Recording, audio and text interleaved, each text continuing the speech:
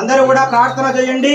హర శంభో మహాదేవ నీలకంఠ నమోస్తుతే మృత్యుంజయాయ రుద్రాయ నీలకంఠాయ శంభవే అమృతేశాయ.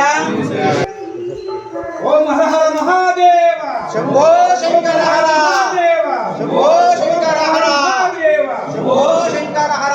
ప్రదర్శనం చేయండి. కుడివైపు నుంచి అక్కడి నుంచి ఎక్కడ ఉండే వాళ్ళు అక్కడే.